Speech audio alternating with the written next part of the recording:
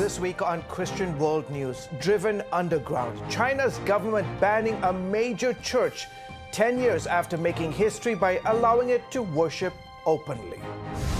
Plus, humanitarian crisis in Mozambique. Storms and floods already killing hundreds. Now contaminated water and lack of medical care threaten an outbreak of deadly disease. And the unique ministry that's looking after the babies of the women trapped in prostitution. The founder of Saving Moses shares how she's bringing care to the area where it's most urgent and least available.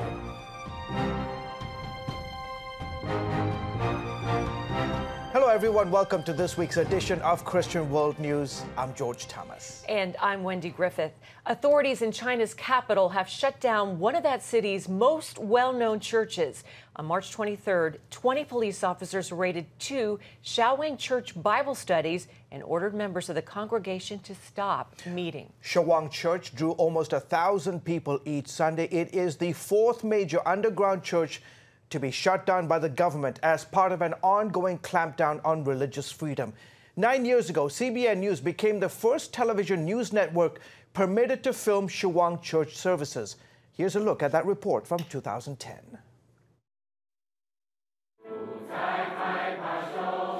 On a recent Sunday morning, a few blocks from Beijing's financial district, hundreds of Christians gathered to worship God. 20 years ago, we would have never permitted you to film our meeting. But today, China is changing, and the church has to change as well. Jin Tiangming pastors one of the largest so-called underground churches in Beijing. This is the first time since founding his church 17 years ago that he's opened the service to cameras. We worship in secret for years. We were spread out across the city, meeting in different people's homes. Then a couple of years ago, the church decided to come out of hiding. They rented space in a small office building and began meeting together in one location. We brought all the small house churches together in one place, even though it was a huge security risk. Members began openly inviting non-believers to the meetings. The church began to grow. Liu says some 1,000 people regularly attend the weekly service, and often it's standing room only. Today, Chinese government data and international surveys report millions of Chinese people are flocking to religions like Christianity, Buddhism, Taoism, and Islam. But it's Christianity that's experiencing the most dramatic growth. Trying to get precise figures on the number of Christians today in China is extremely difficult, but clearly they are part of mainstream society today. All the more experts say that Christians, especially those who are part of the so-called house church, go public. That's why we exist. Mm-hmm. That's why you exist? Yeah. That's what you want? That's your ultimate goal? Yeah. To be recognized legally? Yeah. George, why? Yeah. Why is the Chinese government doing this to its own people? It's unbelievable. 10 years ago, we were allowed to film, and they wanted to come out and be be publicly recognized by the government. But the Chinese government, Wendy, truly are so afraid of Christians. Why? Because they feel like the Christians can be a threat to the Communist Party. They see what's happening today in the United States, where evangelicals have such a huge influence in society and can influence the political landscape. The Chinese government is so concerned that communism will be threatened by these evangelical believers. George, do you think this campaign will backfire and the church will end up flourishing? Yeah, I've been covering China, Wendy, for the last 25 plus years. And there is no doubt when the pressure is on, the church grows. We have seen it around the world, from the Middle East to parts of Africa, Southeast Asia. And every time the sort of Bunsen burner is put to the faith of the believers, they find ways to say, Lord, we are going to depend on you no matter what happens. Persecution, arrest, death, whatever happens, we will never say no to Jesus Christ. And this will backfire because this will make the church more stronger, bolder, and it will grow. And the politicians never figured this out. No, Thank goodness. No, this is they want to make the Chinese Christians to put their faith in the Communist Party and replace Jesus Christ with the Communist Party. That's not going to happen. Never going to happen. No, it's not. Great report. Thanks, George. Well, the Islamic State has been driven from Syria and Iraq, but the damage done by the jihadi army will continue for generations. The group's genocidal policies hurt the church and other religious minorities. It's had the opposite effect on some Muslims, turning them from Islam to Christianity. Dale Hurd reports. The headlines say Islam is going to be the largest religion in the world. But Islam is facing a crisis. The terrible deeds of ISIS, done in the name of Allah and following the violent example of Muhammad, have horrified many Muslims who are now questioning their faith. Missionaries to the Islamic world say more Muslims have converted to Christianity since 9/11 than during the entire 14 centuries of Islamic history.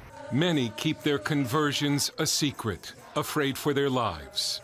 In London, this British college student from a Pakistani immigrant family left Islam after a lengthy study convinced him the Quran could not be true. We hid his face because Islam teaches that apostates must be killed. If someone leaves Islam or becomes apostate, he is thrown out of his family. His family will be the first one to abandon him. His friends will reject him. He will be killed or he will be persecuted. A lot of my friends, they said, okay, this is the last time we are talking to you because you disrespected Prophet Muhammad. You disrespected Islam. Some ex-Muslims become atheists, but some discover a God who loves. Because of ISIS, many people become Christian. In Sweden, Pastor Fuad Rasho, himself an immigrant from Syria, has baptized more than 100 ex-Muslims. Every week, I meet almost one or more who come to me. They come to me and like to know about Christianity, about Bible, because they are very angry. They are Muslim, as they don't like to continue to be Muslim.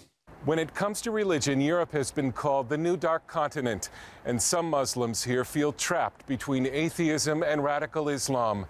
But they see hope in Christianity. When Nassim Ben Iman came with his parents to Germany as immigrants from a Muslim nation, he remembers thinking that if Germany is a Christian nation, then Christianity is a dead, sinful religion. Nakedness in the television is because of the Christian religion. Living together, not married, is because of the Christian religion.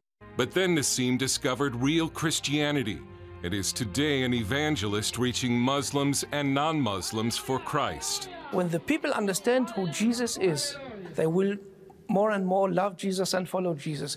And when the Muslims understand more and more what Muhammad is, what the Quran is, what the history is, then they will go farther away from Islam. Islam is going to collapse. Brother Rashid is the son of a Moroccan imam who lived for 15 years as a secret convert to Christianity.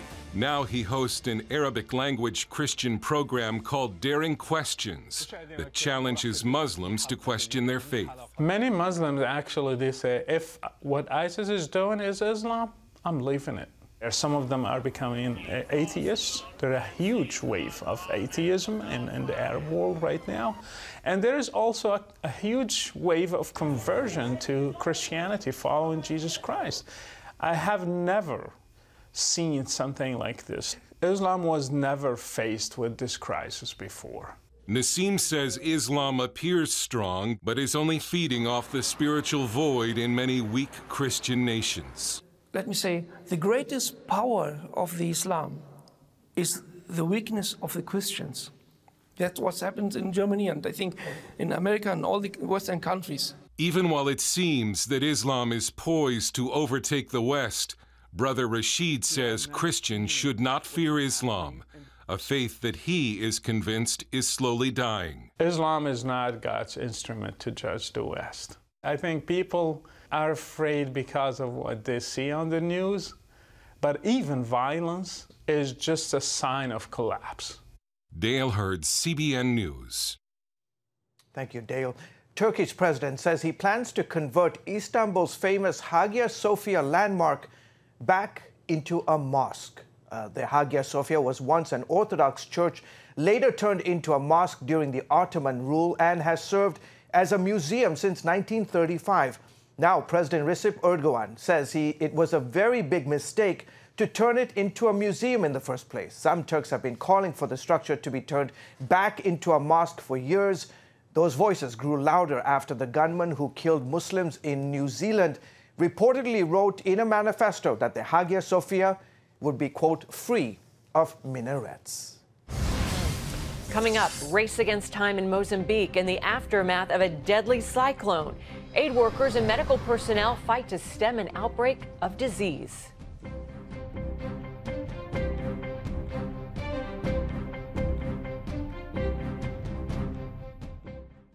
CBN presents The I Wills of God, your path to overcoming fear and anxiety. We're going to talk about some of the incredible promises God has made to His children.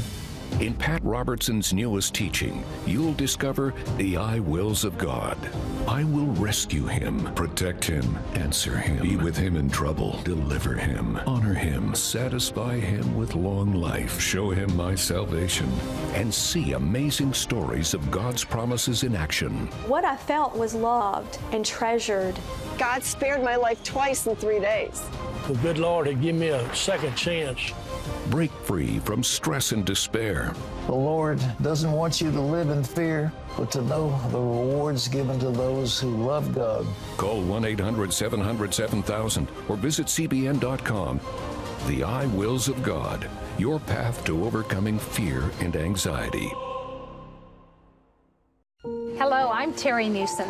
Did you know there are more than 148 million orphans in the world today? 148 million. But it was 3 little girls that taught me about the plight of orphans. My husband and I spent nearly a month immersed in the daily activities of a Ukrainian orphanage as we waited to adopt 3 sisters. I saw firsthand the utter loneliness, the pain of rejection, and the overwhelming desire to be loved.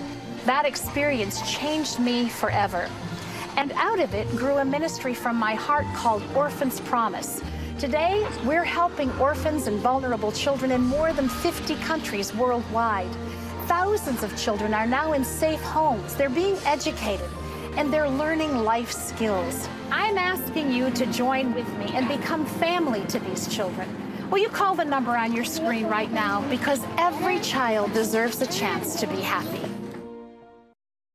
Welcome back to Christian World News. A science teacher from a remote village in Kenya is the winner of this year's $1 million Global Teacher Prize. Not only because he's a star in the classroom, but because he also gives 80% of his earnings to poor students. Peter Tabichi, who is also a member of a Franciscan order, was selected among 10,000 applicants to take home the $1 million prize. He teaches at a government-run school that has no library, no laboratory, and only 1 computer. Almost a third of the children in his village are orphans or only have 1 parent. Despite this, he's helped them compete in international science competitions and even to go to college. I feel great. I can't believe it. I feel so happy to be among the best teachers in the world, being the best in the world. Congratulations to Tabichi. He also thanked his father for teaching him Christian principles as a child. He'll use the money to improve his school and help feed the poor. Wow. Well, cases of cholera confirmed in Mozambique after that deadly cyclone tore through the East African nation. At least 5 cases have been confirmed in the port city of Beira. It's home to about 500,000 people. Many are struggling to find clean drinking water or sanitation water, and up to 1,000 people may have died. The World Health Organization is warning of a possible second disaster if waterborne diseases like cholera spread. About 900,000 cholera vaccines are being shipped. I recently spoke with Angel Purman of the ministry Iris Relief about what they are seeing as they are working to help the flood victims. What is the main source of concern for residents there right now? Well, right now it's the flooding. Right now, it's being able to save lives. We are just about a week out now, and so the water levels are rising still, and so seconds count, and so it's vital and important. We do have the division of IRIS Global, not only with IRIS Relief, but we also have our aviation, our cargo plane there, being able to do assessments, be able to see, be able to find those that are still stranded by the waters. What is the Mozambican government doing, and how are they being helped? We were rapidly deployed and right there on the ground to come and just see how we could even leverage and be there to be support for the government. So they are taking aircraft and bringing in other, like you said, agencies to come and assess and help. World Food Program was one of the first ones there on the ground of bringing in food and being able to bring in nourishment, because we know without water and food, people die. How can we, Angel, be praying for those affected right now? Yeah, so right now it's bringing in other agencies. We were just talking to Direct Relief and partnering with them and just being able to be the eyes on the ground to even help bring in medical supplies. Thank you so much. Up next, breaking the cycle of prostitution in Cambodia. One woman's unique ministry to the children of sex workers.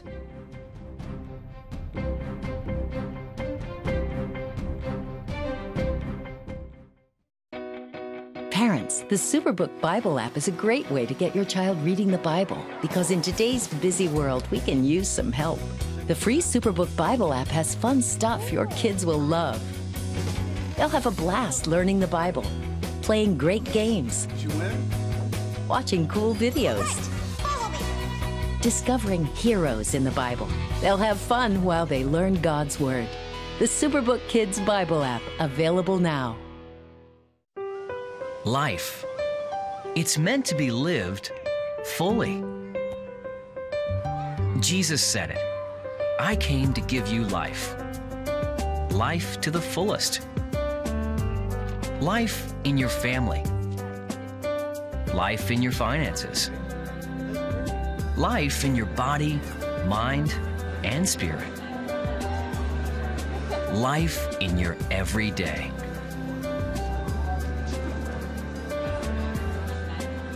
At CBN.com, we're taking what Jesus said seriously.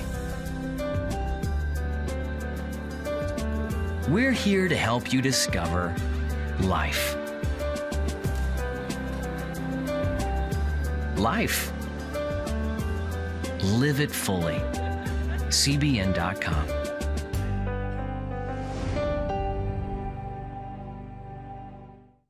Discover the I wills of God. I will rescue him, protect him, answer him, be with him in trouble, deliver him, honor him, satisfy him with long life, show him my salvation. What I felt was loved and treasured. God spared my life twice in 3 days. The good Lord had given me a second chance. Call 1-800-700-7000 or visit CBN.com. The I wills of God, the latest teaching from Pat Robertson. Welcome back to Christian World News. Cambodia has one of the highest populations of sex workers in the world. Sadly, when these women become mothers, they still have to sell their bodies for money. It's so sad. Sarah Bowling looks after and protects the babies of sex workers, and in doing so, she's helping break the cycle of prostitution. We were visiting like a rural malnutrition clinic. This doctor came up to us. Did you bring money? No. Did you bring medicine? No. Well, then why are you here? Do you have blood? I'm like, yeah. And so she said, I want that blood because I have a 2-year-old, Angelina, who's basically at death's door. You could see it in her eyes. I mean, she's just like terrorized. And I'll never forget her eyes looking at me. I just wanted to do whatever I could to help her. And I felt helpless. And these are easy answers.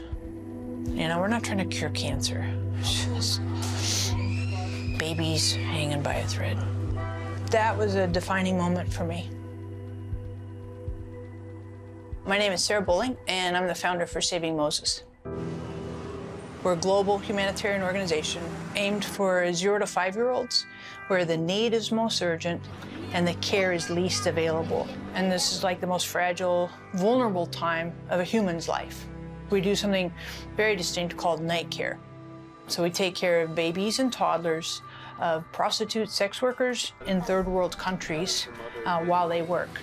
So they come in, they give them a bath, they feed them dinner, and then there's playtime. And then they circle up and do a little bit of discipline, self-control. So they sing songs, they have a little snack, they have like a little prayer time. And at the end, they get to sing about Jesus, which is cool. And then we take them, put them up to bed. In America, people were like, so you're in favor of prostitution because you take care of these babies, so these ladies can go out and do that. I'm like, I prefer to say that I'm supporting the babies and toddlers and protecting them. That's my top priorities, these babies and toddlers. I looked into it, nobody around the world is doing that. And I would come to these red light areas, brothels and all this stuff. And that's the thing, everybody focuses, and I understand, they focus on the moms, the sex workers. But in the meantime, it's these babies and toddlers. They're on the bed with their mom as she's working. That's a day-to-day reality. I had 8 out of 10 moms tell me, my baby's on the bed with me as I work. In one red light, they drug their babies and put them under the bed so they don't make any noise while they're working. I mean, you had one little boy, he wandered out in the street, 2 years old, and he got run over by a car and died. This is most urgent, least available. And you're like, well, how could they do that? I'm like, if they could get out of it, they would. That's hell. Most of these women, they don't read, they don't write, they don't have any alternative profession, they don't have any way to earn a living. They've been abandoned by their families, all this stuff. And in the meantime, their babies and their toddlers are on the front lines every day. And they're the ones that have the highest risk of abuse and neglect, all kinds of stuff. Hurt people hurt people. So you're also a part of eliminating some of the awful perpetuation of these atrocities. Night care exists to turn their lives around and give them an opportunity to see a different future. You want to change the industry, you start with the babies and the toddlers because this is their worldview. They grow up in this every single day. Get them out and then you change the worldview so they think, I don't have to grow up and be a sex worker like my mom. There's a different opportunity. At least I have a choice.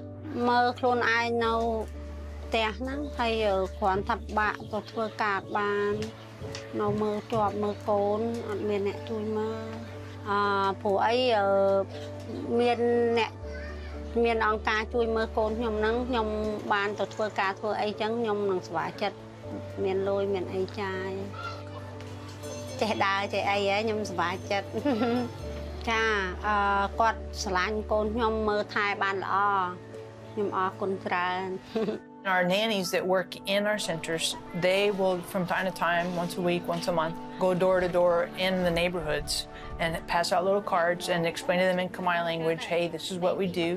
We'd love to have your baby come and visit us, and you're welcome to come. We have open houses from time to time so the moms can come in. Right now, I run around 100 plus or minus babies, toddlers every night here in Cambodia, and I want more. And I'm talking to the staff here, I'm like, hey, where would you like to open next? Because I'm always thinking, come on, let's do more. And I have good people on my team. They make me better. And I think they like what they do, so.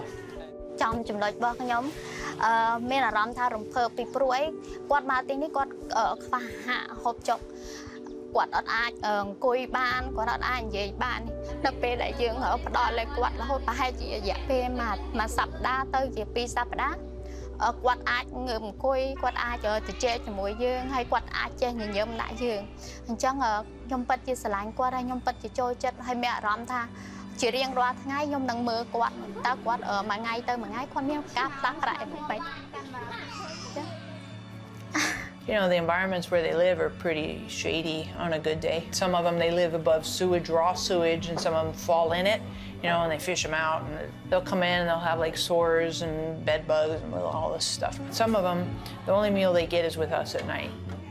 Challenges, a lot of challenges, particularly at the beginning. And I think you just got to keep going, you know, keep feeling your way along and don't expect everything to be perfect the first time you try it. I think when we think that way, it's all going to be easy breezy. I think we set ourselves up for failure. If God puts it in your heart, then keep going.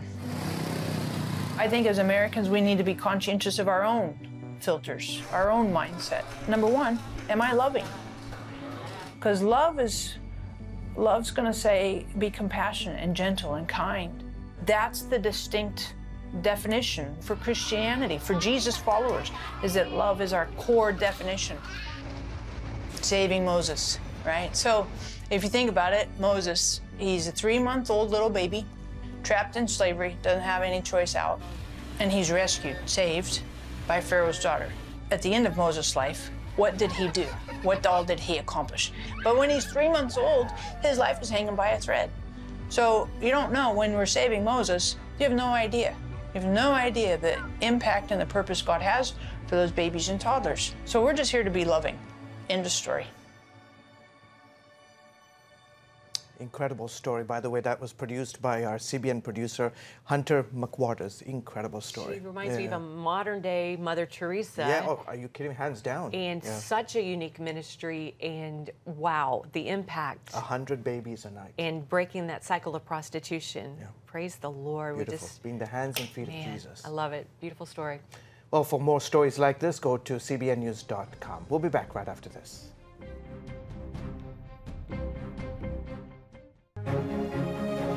When you give, smiles grow bigger.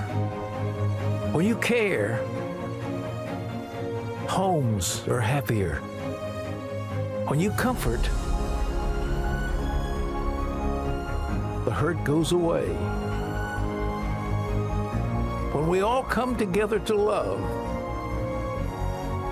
miracles happen. Hello, I'm Terry Newsom. Did you know there are more than 148 million orphans in the world today? 148 million. But it was 3 little girls that taught me about the plight of orphans. My husband and I spent nearly a month immersed in the daily activities of a Ukrainian orphanage as we waited to adopt 3 sisters. I saw firsthand the utter loneliness, the pain of rejection, and the overwhelming desire to be loved. That experience changed me forever. And out of it grew a ministry from my heart called Orphan's Promise. Today, we're helping orphans and vulnerable children in more than 50 countries worldwide. Thousands of children are now in safe homes. They're being educated, and they're learning life skills. I'm asking you to join with me and become family to these children. Will you call the number on your screen right now? Because every child deserves a chance to be happy. Hello? Is this thing on? Hey, kids, do you love games? And do you love discovering things? Well, do ya? Then you're gonna love this. It's the new free Superbook Kids Bible app. You can play games, watch videos, find answers to your questions, and a whole lot more. The new Superbook Kids Bible app. Free downloads available on iTunes and Google Play now. When a deadly tornado tore through Lee County, Alabama last month, one Christian family miraculously survived, huddled inside a prayer closet that was the only part of the house left standing. A chaplain with the Billy Graham Rapid Response Team shared their story, posting a picture and this caption: "I just left a family who survived the tornado in this house, and the only thing left standing is the closet." Look at that. It's the grandmother's prayer closet, and the whole family survived. My God is awesome. Wow. 23 people died in the tornado. The chaplain says only an awesome God explains the miraculous escape. Incredible. Gosh. Well, folks, I hope you've been encouraged by all of our powerful stories this week. I'm speechless after that. Yeah. Well, until next week, from all of us here, goodbye and God bless you.